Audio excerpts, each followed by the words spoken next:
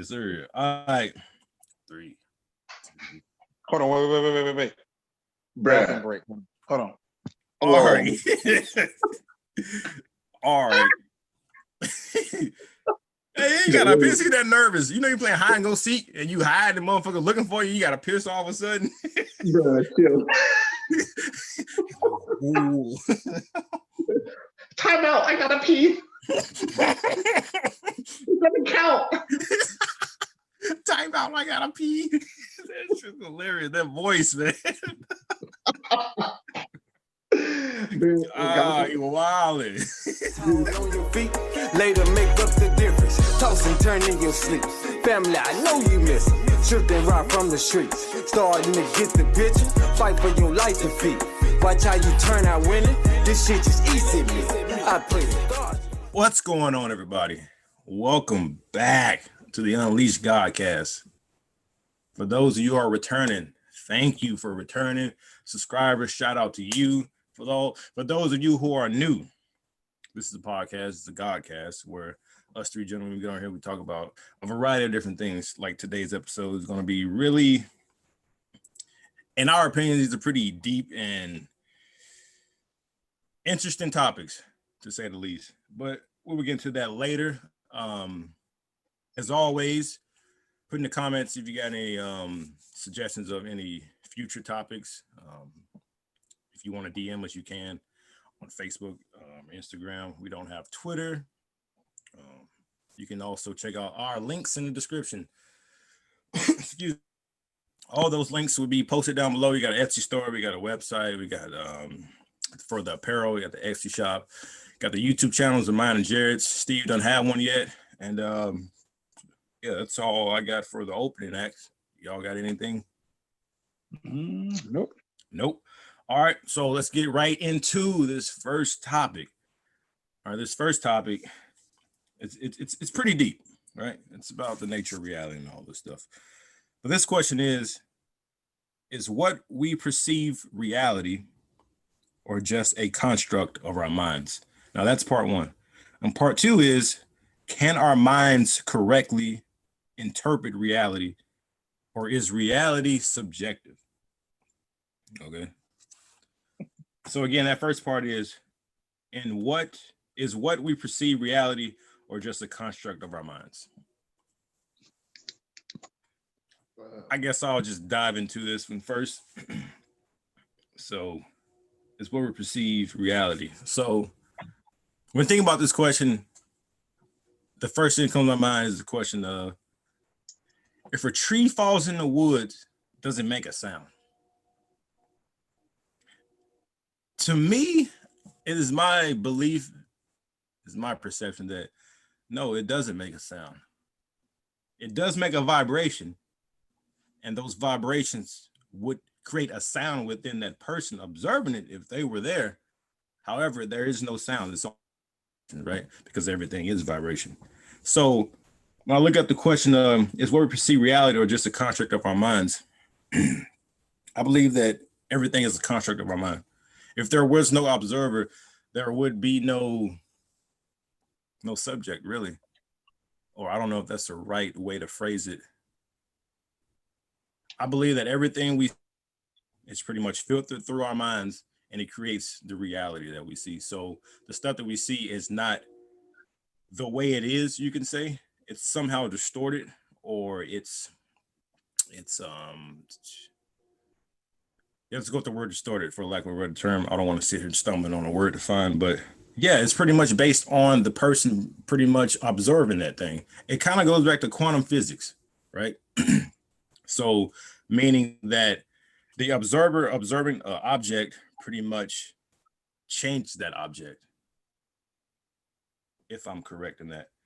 But yeah, I believe that it's just a construct of our minds.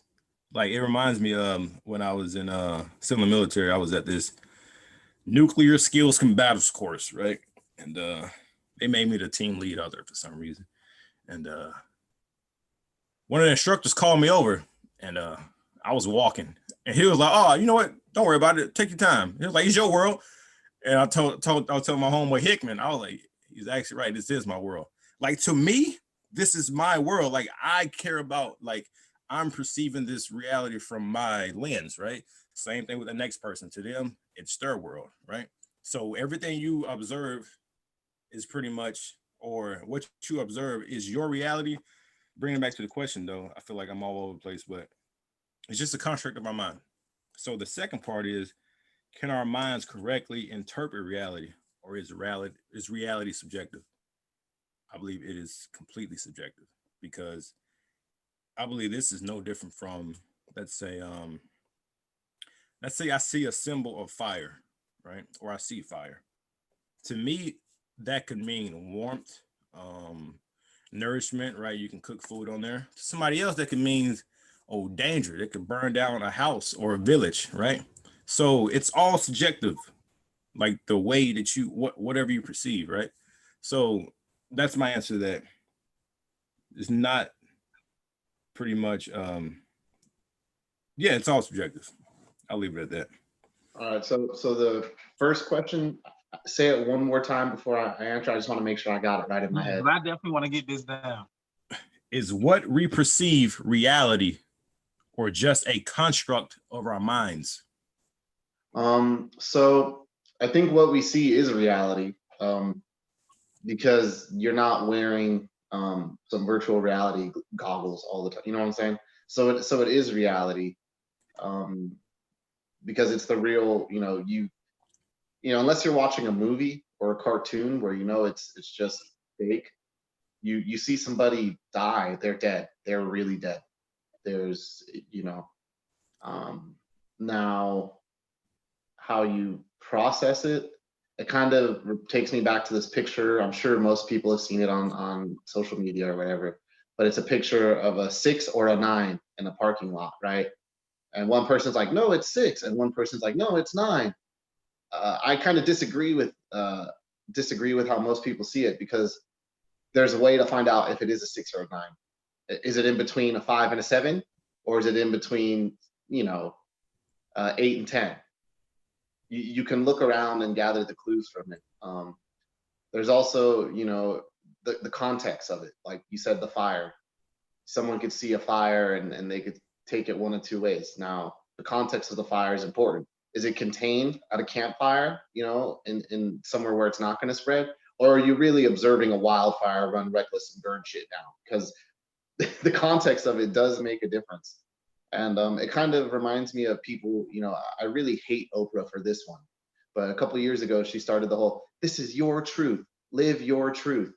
I hate that, man. I really Love do. that shit. No, and here's why I hate it. Because it's like, it's also like that meme you see of Thanos, where it's like everyone's a bad guy in someone else's story.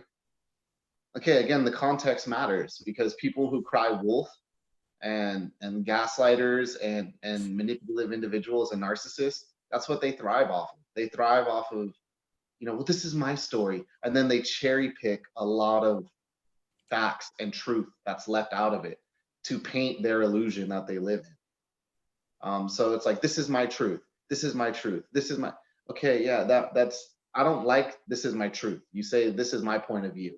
This is my point of view. Just because you call it your truth, it doesn't make it the alpha and omega, the end all be all, because, in my truth, I've been wrong sometimes. Everyone has. Nobody's perfect.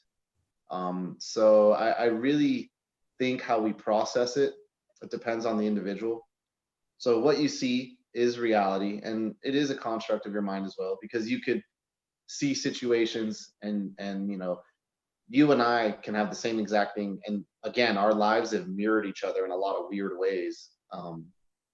But we've definitely reacted differently, and we definitely react the same. And that's why a lot of our answers, especially between you and me, Brian, it's like, whoa, you're coming from one side, you're coming from the other. And it's not like a pissing contest, but it is how we perceive it and in the state of mind we have. So yeah. You're more positive and more open or whatever, and I'm more grounded in reality, I guess you could say, for lack of a better term. So that's why I think it depends on the context, because again, that whole oh, it's a 6. No, it's a 9. One of you is wrong. There's no way, especially in that example, one of you is wrong, because the reality of it is, in numerical order, 5, 6, 7, or 8, 9, 10. So somebody's But what if wrong. there was no clues around? Why the hell would there just be a number 6 then? I mean, what if? You know what I'm saying? Hey, let me ask you this then. Yeah. Do you believe that certain people can see spirits and ghosts? Yeah, I think so. Just because. Okay, so with that, if you're looking into a room and you don't see anything, is your reality real, or is that person's reality is real who can see in there and see spirits in there? I mean, again, it depends. Do I trust? You know, I've been in that weird situation with family members that are, you know, like I like to say I'm like force sensitive, but I'm not a full-fledged. You know what I mean? Mm-hmm. But you know, there was a reason my grandma would refuse to watch my siblings and I at my parents' house when we moved to kind of the boonies. You know, and it was because she said, you know, there was a little boy that would follow me around the house, like a little spirit or whatever. And it's not that he was negative or whatever, but then I remember there's some pictures of me in that house, and there's like huge white orb, like always around me and always chilling, you know. So I kind of was like, oh, all right, cool. Well, you said he's harmless. I'm cool. Like, he's not, maybe he's scared. Maybe I remind him of someone special. I don't know. Yeah. But he's not harming, you know what I'm saying? Mm-hmm. So then in that one, me as an individual, I do believe in some of that to an extent. So that's why I'm kind of like, okay, well, I'll take your word for it. Like, it makes sense because, you know, we would always hear too, even when we had this little dog, Nacho, he would be sleeping in with me or one of my siblings. But then, you know, you'd hear kind of like pitter patter on the tile. And it was the little boy, you know, bouncing a ball, running around, whatever he was doing. That house was like a big hallway, basically, like a big letter L almost. And so everything kind of echoed. So I mean, so which is it then? Like, is it, let me just say the question. So is what we perceive reality, or is just a construct of our minds? Like, is that reality? Is that you look room not seeing it, is that reality, or is that room and seeing it reality? Or is they both just construct of each individual's mind? Yeah, it's a construct of each individual, and then I buy into that other person's reality based off of like how I've, you know what I'm saying? Yeah. How I feel about it. That's why I say it's kind of case by case in that specific situation. But overall, I guess that's kind of my answer. You know. And that's for both parts, or did you? No, the first part is really what we see is reality. I think, because there's no, I don't think, you know what I'm saying. We're not. Mm-hmm.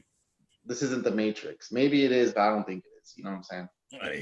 Hey, Neo. What the fuck? Papa Smurf. Here you go. Stop. Wow. Oh, I think I kind of align with Brian's views, man. I think what we see is our own reality. Everybody's reality is kind of different, just based off of perception. And it's funny that you brought up that 6 and 9, because when Brian was talking, that immediately came to my head about that picture with like, you know, like those two men pointing at the number on the ground. And from their both perspectives, they were right. You know, it's almost like life is like this movie, and everybody is a character in the movie, but you are the actor, producer, director of your own script. You know what I'm saying? Because it's like how you said, Brian, like in your world, from your lenses, like this is your reality. Like you don't know what Steven's reality is, or like mine or anybody else's. Yeah. But with that being what you see, like that constructs pretty much, I think, your mind or your version of what reality is. Because I think that's now how you start getting into like let's start looking at like emotional traumas. You know what I'm saying? Like triggers. I can look at a white fluffy poodle and have happy, warm thoughts, not knowing that you got attacked when you was 5 by a white fluffy poodle, and now You know, so it's like how you perceive the same exact situation or whatever image or whatever, it could be affected based off of the sacrifice that you was and how you view that whole situation. So my counter to that would be, you know, how you said the guys are both kind of right based off of their own perception. I don't think they both can be in that special instance. Otherwise, basically for sake of yin and yang, not everyone could be right, because then there would be no wrong. That's just kind of how. Well, how about this? So, which country is right? Is the country right that's going to this place to wage war on them because of something that they did, or is the other country right for the country against that country? Context. That's why I said it. Context matters. But especially in war, man, I want to quote Lord of the Rings, and in the movie, it was on Return of the King, I believe, and basically, or maybe it was Two Towers. I can't recall because it's the extended edition or whatever. But Faramir kills some men from the south, these bad guys that were en route to rendezvous for the war. And he's standing over his dead body and he's telling the hobbits, and he was like, you wonder what lies brought him here, and if he had not stayed at home in peace.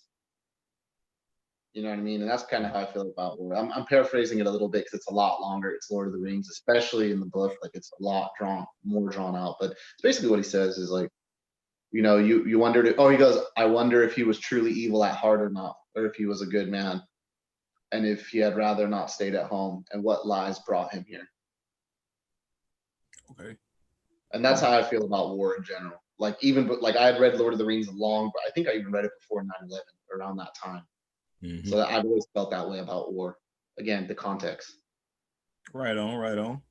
All right. I guess it's gonna do it for the first topic. Moving right along to the second topic. This question, it's gonna be a tough one. I believe, might not be. We're gonna see. What is holding you back from being the person you want to be? I'll go into that one. Me. I'm the only one holding me back. There's no excuse. What's specific? In general, and everything in life. I mean, yeah, I can make the excuse, oh, I'm a single dad and I have my kids, you know, more than 3 weeks out the month, something like that, right? And it's not like I get a week, you know, they don't go away for a week. It's scattered throughout the month. That they'll be gone for the equivalent of like 8 days. But it's really me. I'm the only one who is in the way of me. It really is. Like, it's just me versus me every day. I can't put anything on you. I can't put anything on anyone else. It's just kind of me. Whether it's fitness, like right now, like I tweaked my back about a week ago, and I haven't been able to work out since because of it. I've been able to do a little bit of bike rides and a couple push-ups here and there, but you know, I'm trying to maintain, but at the same time, you know, here I am drinking beer, you know. So it's just kind of me. There's no one's forcing me to not diet or to diet, you know, just me. Same with career and education, man. That's too general, bro. But what do you like? I have a lot of things I want to do. I just have to prioritize and attack it. I mean, there's nothing wrong with going at your own pace and not putting more on your plate than you can chew. But you know, it's like a restaurant, bro. I gotta prioritize my appetizers with my sides and my main course. Do I want to have water, which I probably should, or am I gonna say fuck it, throw a couple beers in there, maybe throw in some whiskey? You know what I mean? But it's the priority. It's the priority. Prioritizing it, getting it done. I mean, I get, because ultimately it is you that holds you back. But to like, I guess like some of the specifics would be kind of like, what kind of things mentally do you deal with that potentially hold you back from hitting what you perceive as like your better self or higher self, maybe. I don't know. It's like it's a couple of emotions. I think fear is a big one, you know, for most people of why they are afraid to take that leap of faith, so to speak, you know. That thing that could be that one catalyst that changed their whole life trajectory or whatever. Like that kind of, you know, like fear the unknown. Like, what if I do this and it's the wrong decision? You know what I'm saying? Like, I'm gonna be so down on myself because, you know, I talked myself into doing this. You know, so it's like this is a deep topic. I just lost my whole train of thought with that one. Like, man, like, this is going, because it's like it affects everybody different ways. Like some people deal with fear, some people probably deal with guilt. Some people have something that happened in their past, or they're dragging around anger by their ankles. You know what I'm saying? So we're just holding them back. But I think it's various people. It's various emotions within people that hold somebody back from essentially reaching their higher self. I want to go too deep into What's that. holding you back? That's the question. Good question. I mean, probably like one of the universal ones, like fear. You know what I'm saying? You know, like it's probably just like the fear of that unknown, of that, or just whatever have you. So, yeah, probably that. Well, or second guessing. I think that's another big one for people. Like they second guess themselves, like they show lack of confidence within themselves. Well, for me, it would have to be myself. Okay, so I've been told this a couple of times that the world sees you greater than you see your own self. That's been the thing that's holding me back the most. It's like the way I perceive myself can sometimes be that little fat kid that was 170 pounds in the 7th grade, right? Or that shy kid growing up who couldn't speak up like that. It's like, although I am no longer those people, sometimes I can slip into those modes of being. So for me, it's essentially seeing myself the way that the world sees me. Like, I actually had this realization like a few days or a few weeks ago, because I had this Akashic record read done. And essentially what I was told was pretty much my true name or my spiritual name, and it was a message given to me by one of my guardian spirits. And he pretty much broke it down, told me this ability that I had, and also one of my ancestors as well too. And basically what he told me was like, they still see me as I am, pretty much, you could say, before I incarnated, or my spiritual form or my astral form, right? They see who I truly am.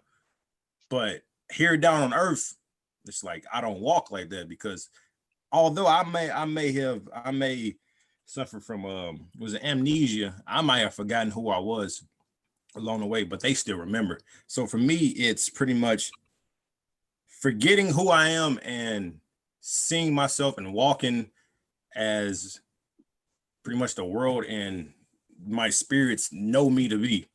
So I would say that's the biggest thing holding me back from the person I want to be. That, and yeah, just accepting my gifts pretty much, right? I've been told so many times that I'm a teacher. I'm like, yeah. And that actually reminds me, when I was in Kuwait, out their contract, I was talking to this chick I was working with, and I was saying like, yeah, supposedly I'm this teacher. And then as soon as I did that, I was like, I stopped myself. I was like, I don't know why I just did those air quotes. And she was like, why you think it is? I was like, probably because I don't believe it, or I don't want to sound like I'm cocky, or I don't want to sound like, oh, I'm a teacher. You know what I'm saying? Like, as if I have the audacity to have something to teach, you know? That's the program that I had running through my mind, like on a subconscious level, but I caught it. And so when I caught it, I'm like, no, actually, no, like you got to step in that. You got to walk in that shit, right? So yeah, those are the few things that I would say hold me back from being the person I want to be. So do you think you second guess a little bit too, or Yeah. have So then I wrote it down for Jared, but now I'm gonna ask you both. Have either of you? Probably not. This is the white guy in me. Have either of you ever gone cliff jumping?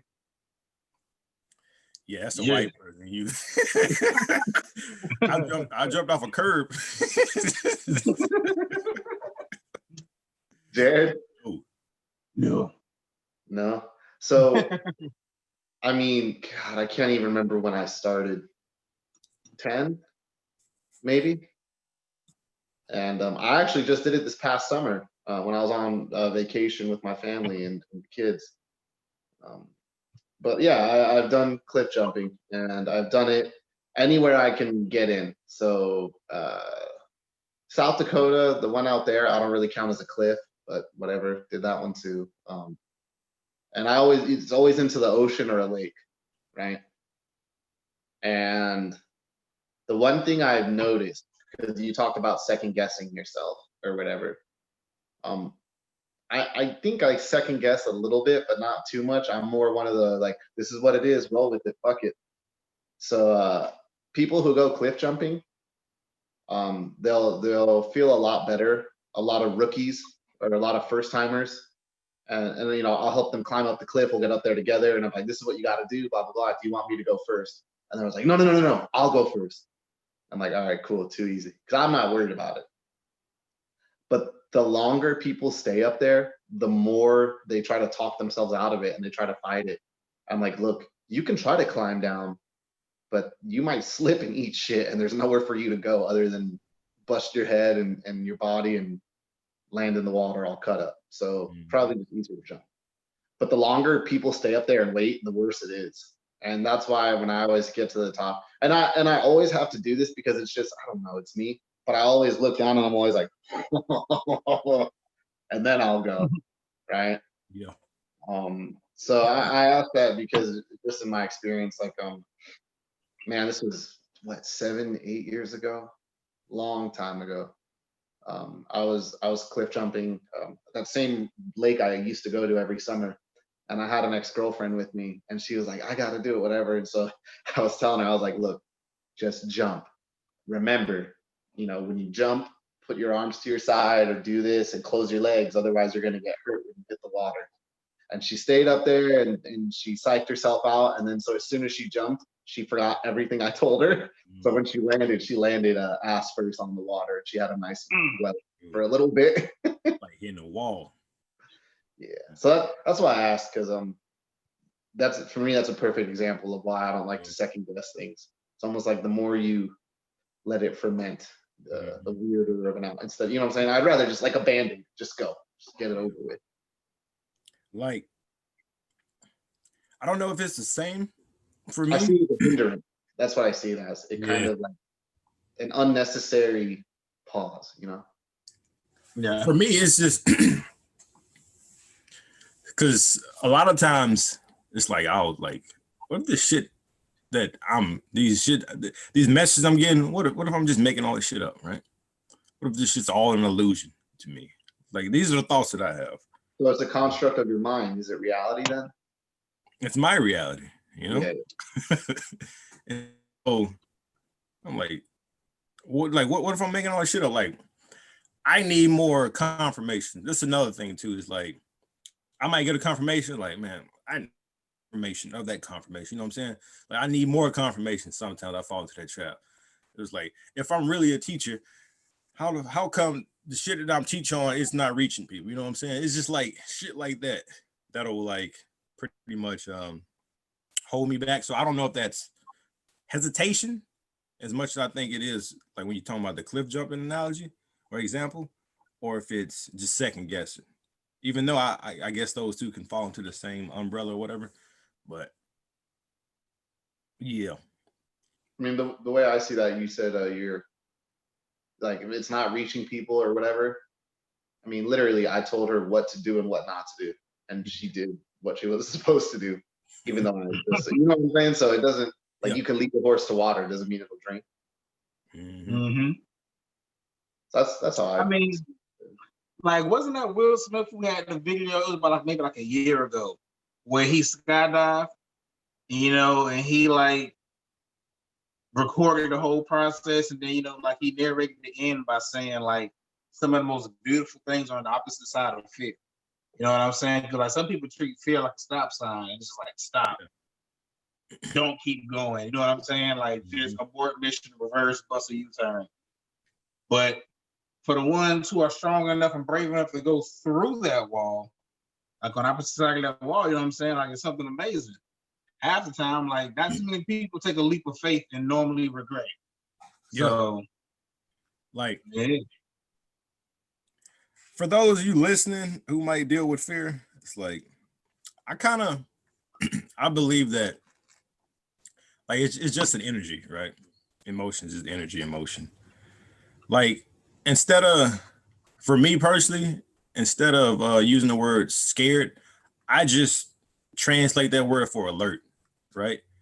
It's like somebody come in the room and say, and it's, I scared you. Nah, you alerted me. Like my senses, like they came enlightened or whatever, right? I was ready to either attack or run or whatever, fight, flight. But hopefully I don't do that. But yeah, like I was just alerted. But also too, I feel like everything in this world happens by in a rhythm, you know what I'm saying? So when fear kicks in, and if you don't, because of that fear, it's like you miss your opportunity to whatever it is on the other side of that fear. 1 second. How's this connection? Connection still good? Yeah. All right. So yeah, it's like everything happens by like in the rhythm. And so I kind of look at it like, especially when you follow your intuition, it's almost like you're in the center of this. It's like an evolving, or it's like, so you're in the center of this contraption, and this contraption, but there's an opening that you can pretty much get out of this pretty much enclosure that you're in, right? I believe that the intuition to do something, you get that calling, that is your intuition to go. The fear is there because it's telling you like, oh, if you don't move like at the right time, you might get hurt, right? But if you miss it, it's like it's hard for that to align up again. You know what I'm saying? Especially like if you look at it like, so you're in the center of this contraption with this opening in it, and outside of that contraption, there's another one with another opening in it, but they're spinning the opposite direction. And it's a perfect time when two openings line up, and that's when your intuition is telling you to move. But that fear kicks in like, oh, you can get hurt. But if you don't move at that time, then you're stuck in that shit for the opportunity to come back around, and it may never come back around. But yeah, I just wanted to just throw that in there.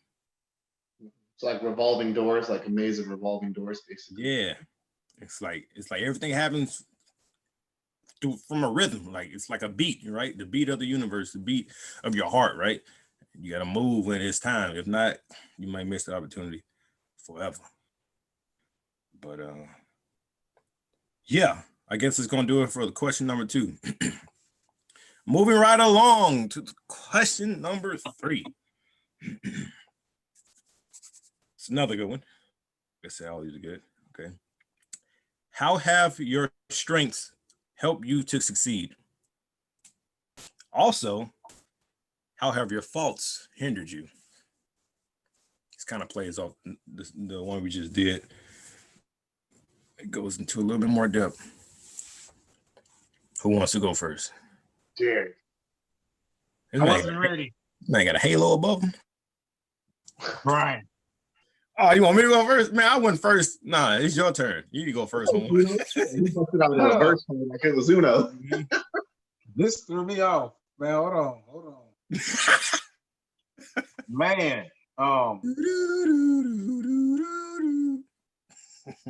you said how do your thoughts? No, wait. So how do your strengths help you succeed? How have your strengths helped you succeed, and how have your faults hindered you? I mean, just go to the faults. You just talked about what thing is holding you back. I mean, yeah, and that's pretty much what I get ready to say. Like almost the exact same thing I kind of like pretty much said with the second question. Like any kind of negative thought that you have about yourself, if you're not speaking words of affirmation or words of life and love into yourself, like you're saying negative things, you know, so that fear, that doubt, that second guessing, the hesitation, like all of that stuff is going to be a fault, which is going to keep you from building yourself up how you want to do.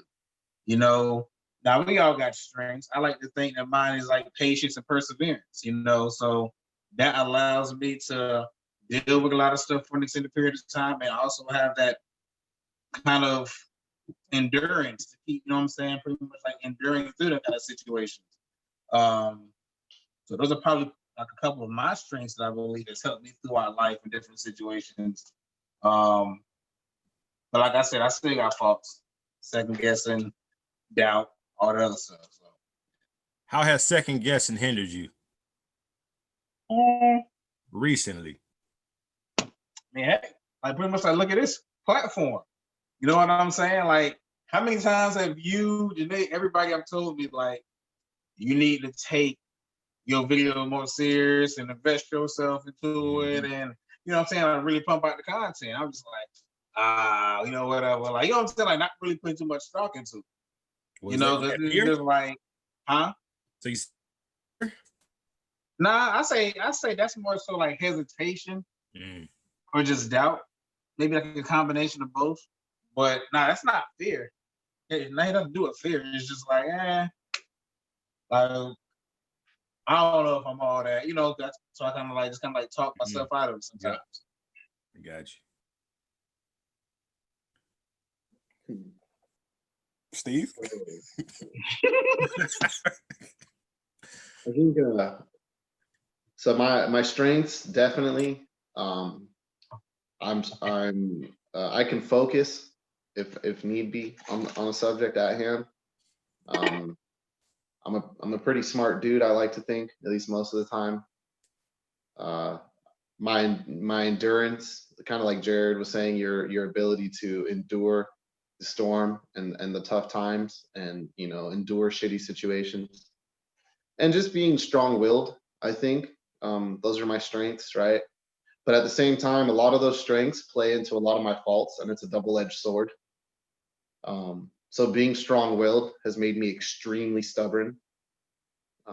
I've been stubborn my whole fucking life. I'm sure my mom would love to put me on blast for that.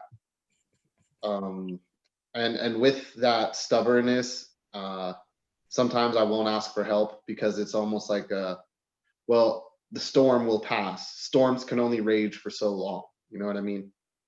Now, with that being said, it doesn't mean I can't look over and be like, hey man, you got maybe a rain jacket I could borrow? Because I'm just sitting out here in the rain getting wet, saying it'll end eventually, you know. And with the intelligence, I really kind of see myself as the newer Star Trek movies where they kind of made Spock, you know, how he's part Vulcan, part human, and the other 100% Vulcans would always fuck with him because they wanted to get that emotional response out of him because emotions are weak and unintelligent and all that other stuff. So with my with me reading so much and just having a random base of random knowledge, I guess, to pull from, it's kind of made me emotionless, like a lack of emotion for sure. Because it's, you know, I'm too black and white, I guess you could say. So I want to say a lot of my strengths, I don't want to say they're radical, but they definitely all have a double-sided sword. And with my ability to focus on something, my weakness to that is the tunnel vision I have from that focus. You know, I'm so focused on this, but I'm not seeing the big picture. You know, I'm focused on this objective and this task at hand, and because of that, I'm blinding myself to everything around me.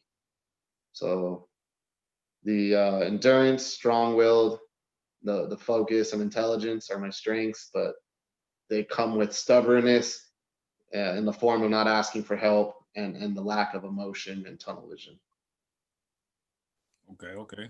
Yeah, I can relate to both of y'all.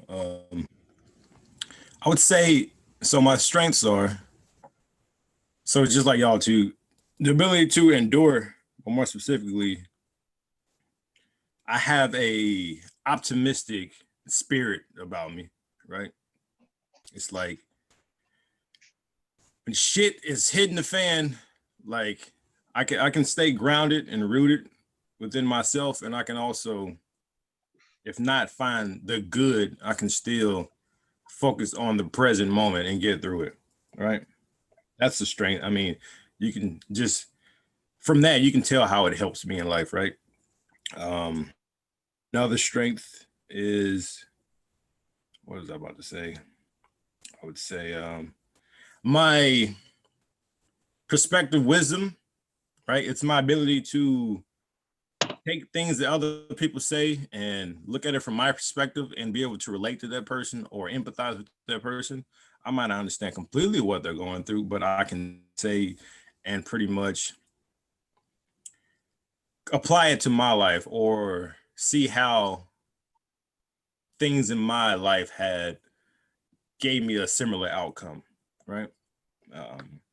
My voice, I've been told that so many times in this past like few years that it says there's a lot of power in my voice whenever I speak. That also plays into one of my weaknesses or faults. I will get to that in a minute. And I'll say my other strength is just the spiritual outlook. So when shit is, it kind of goes back into the optimistic spirit or whatever. When shit's weird happening, when life gets hard, I have this ability to pretty much look at it and say that, okay, what's the spiritual significance of this, or this is strengthening my soul, right? Or death is for this reason because I have this spiritual connection, you can say. Now I said with the faults when it comes to my voice, right? A fault that I have is, what was the word I was looking for? Yeah, it goes back to my ayahuasca experience. Is some like, especially before that, but caring what other people think of me, right? It's like I'm not at the point where I don't give a shit what nobody thinks, right? That's just not true. Like I especially care of my friends, family, and shit things, right? Now, sometimes a random motherfucker on YouTube comment on a video. I'm like, damn, you know what I'm saying? Sometimes. But like that has hindered me because I might not take an action because, oh, what are they going to think? I might not speak out in a group setting because, oh, I'm the only one think this way. Oh, I'm getting ostracized. That's really what it comes back to. If you look to the root of most times, it's like, oh, this person want to be outcast or ostracized. And yeah, that's a huge fault of mine. Caring what other people think. Like it's not as bad as it used to be, especially after the ayahuasca experience and just growing and aging and maturing. You just stop giving a fuck more.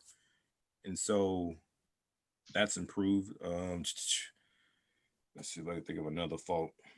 I mean, it's not like it's hard to find because we all got faults, but let's see.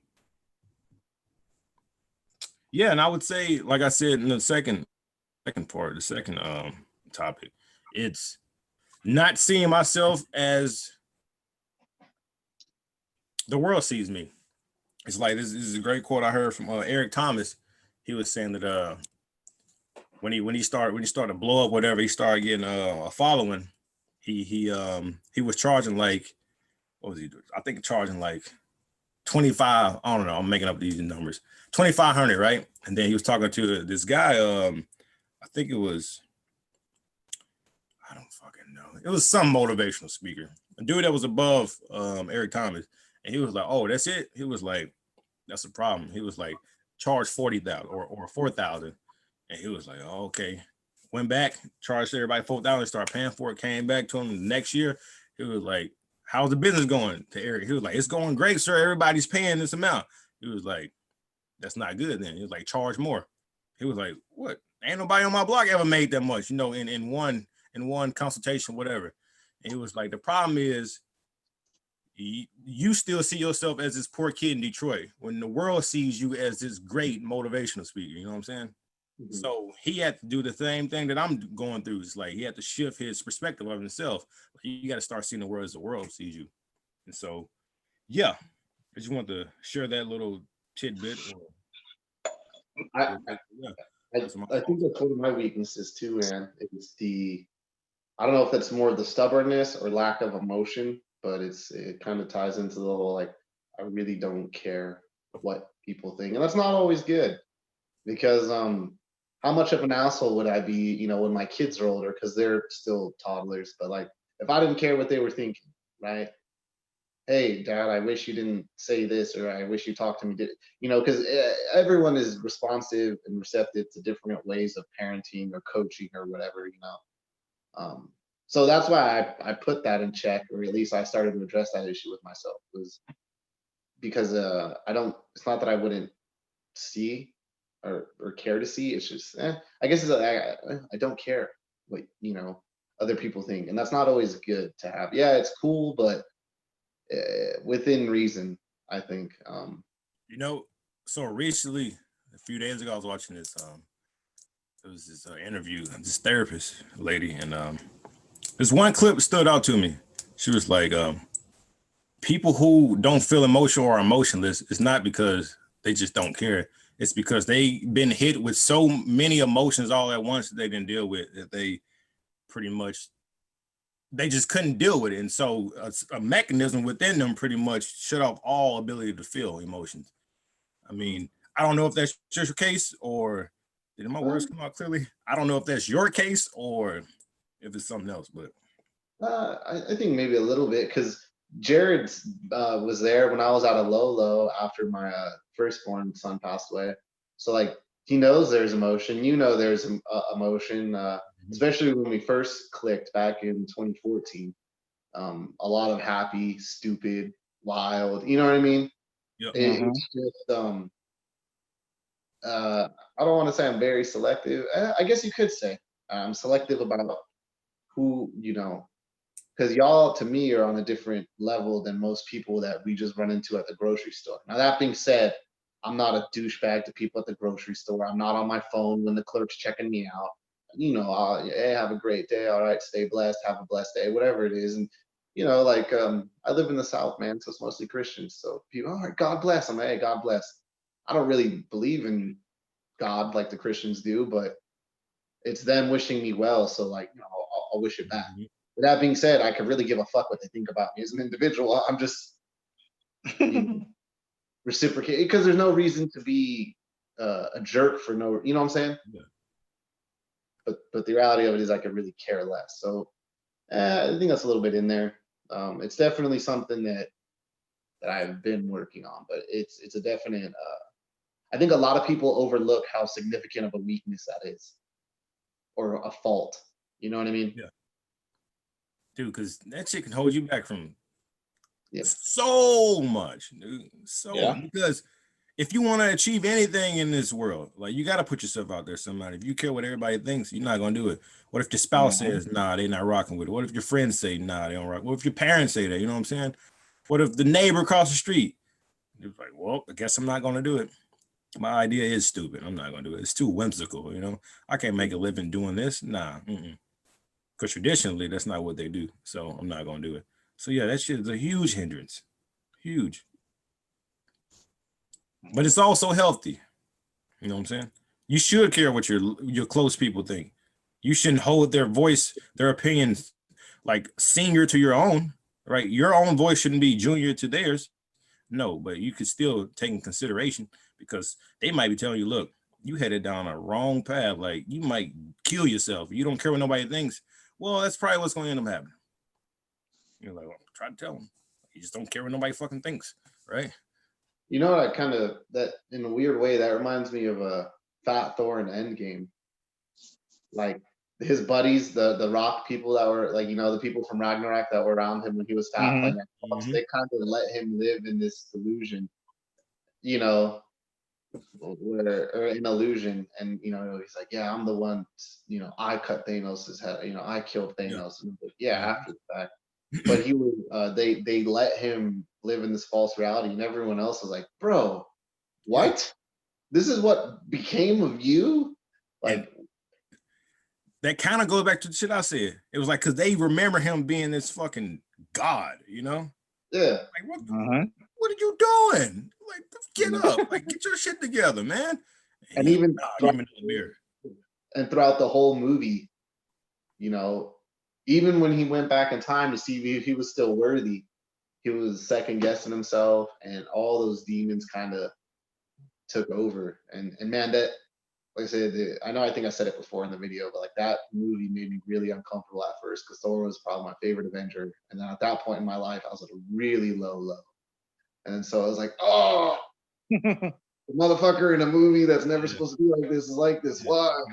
It definitely had to grow on you. Yeah. Yeah, and then he's stubborn. He didn't want to ask for help. He was so drunk, he didn't have any emotion other than, oh, I'm the one who killed Thanos and, play video games, drunk all day. So, yeah, it was.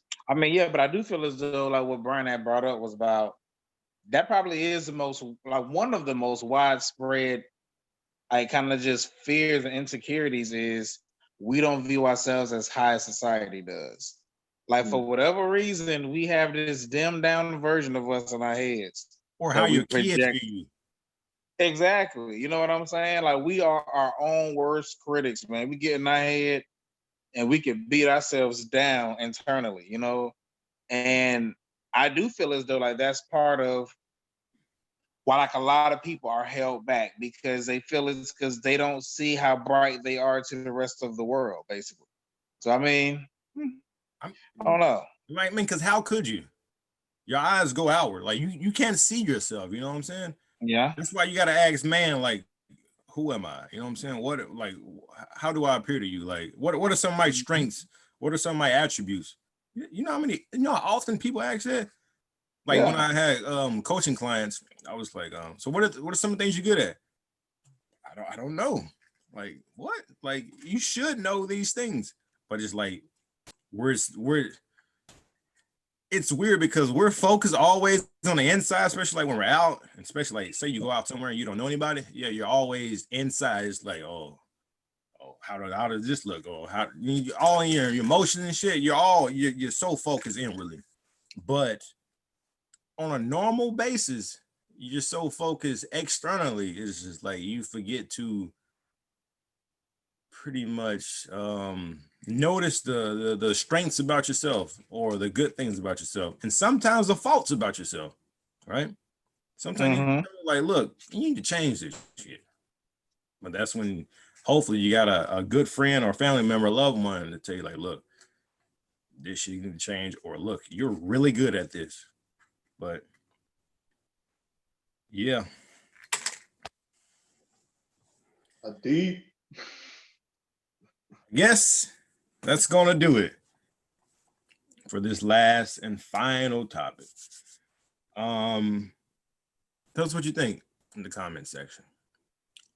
Give us a rating on whatever podcast site it is, Spotify, Apple Music, all the other podcast sites. Give us a rating. Tell us what you think. If you got any suggestions, leave in the comment section, DM us, all that jazz. Check out the links in the description. Yeah. That's all I got. You gentlemen got anything? Any parting words? If you have anything you want us to ask, any questions or topics, please get with one of us or leave it in the comments. I always feel like those are the pretty fun questions that we get are from listeners. Mm-hmm. Yeah, and also if you feel strongly about one of these topics we went over, hey, leave in the comments. I'd like to hear what the viewers, what the listeners think about these topics. But yeah, it's gonna be another episode of the GodCast, the Unleashed GodCast. But until next time, we're out. Peace. Tall on your feet, later make up the difference. Toss and turn in your sleep. Family, I know you miss it. Shoot and rock from the streets. Starting to get the picture. Fight for your life to feed. Watch how you turn out winning. This shit is easy, man. I pray to God.